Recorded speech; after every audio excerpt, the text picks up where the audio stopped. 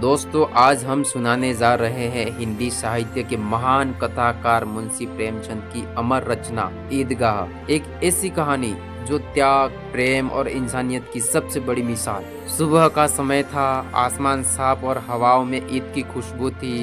गांव के हर घर में रौनक थी। बच्चे नए कपड़े पहन रहे थे, हाथों में चमचमाते पैसे लिए सब ईदगाह जाने को तैयार थे। लेकिन उसी गांव के एक छोटे से घर में एक मासूम बच्चा बैठा था। उसका नाम था हामिद। उसके माँ बाप अब इस दुनिया में नहीं थे और उसकी परवरिश कर रही थी उसकी दादी। घर में न ही नए कपड़े थे, न ही जूते थे और जेब में बस 3 पैसे थे। फिर भी हामिद की आंखों में चमक थी, होठों पर मुस्कान, क्योंकि उसे भरोसा था कि अल्लाह उस पर मेहरबान है। बच्चे टोली बनाकर ईदगाह की तरफ चल पड़े। हामिद भी उनके साथ में था। रास्ते में बच्चे जलेबी, खिलौने और झूले की बातें कर रहे थे। मैं घोड़ा खरीदूंगा, मैं सिपाही लूंगा, मैं ढोल बजाऊंगा।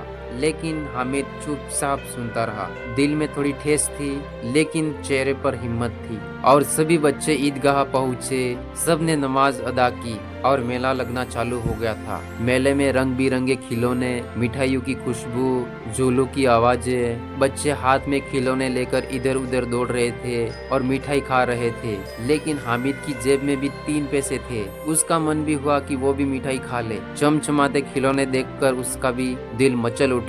लेकिन तभी उसे याद आई अपनी दादी की। दादी जब भी रोटियां सेकती थी तो जलते चूल्हे पर चिमटा न होने की वजह से उनका हाथ जल जाता था। ये सभी बातें सोचकर हामिद का दिल रो पड़ा और उसने सोचा, अगर मैं खिलौना लूंगा तो खेलूंगा, फिर तोड़ दूंगा, लेकिन अगर चिमटा ले जाऊंगा तो दादी को रोज राहत मिलेगी, उनका हाथ नहीं जलेगा। बस हामिद ने अपने 3 पैसे जोड़कर दुकान से एक चिमटा खरीद लिया। बाकी बच्चे उसका मजाक उड़ाने लगे, अरे बेवकूफ, ये लोहे का टुकड़ा लेकर घूम रहा है। लेकिन हामिद गर्व से बोला, ये चिमटा किसी तलवार से कम नहीं है। अगर मेरा घोड़ा तुम्हारे घोड़े को मारे, लेकिन मेरे चिमटे को कोई नहीं तोड़ सकता। बच्चे हंसते रहे, लेकिन हामिद को कुछ परवाह नहीं थी।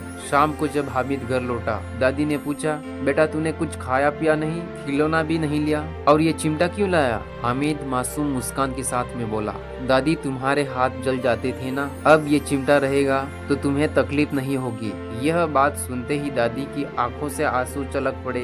उसने हामिद को गले से लगा लिया और रोते रोते बोली, बेटा तूने तो 3 पैसों में इतना बड़ा खजाना खरीद लिया। दोस्तों ईदगाह हमें यही सिखाती है, सच्ची खुशी अपने लिए कुछ करने में नहीं है, बल्कि अपनों की तकलीफ दूर करने में है। हामिद ने सिखाया कि त्याग और प्यार सबसे बड़ी दौलत है। अगर ये कहानी आपके दिल को छू गई हो तो वीडियो को लाइक करें, शेयर करें और चैनल को सब्सक्राइब करना ना भूलें, क्योंकि सच्ची कहानियाँ दिल से सुनने और सुनाने के लिए ही होती है।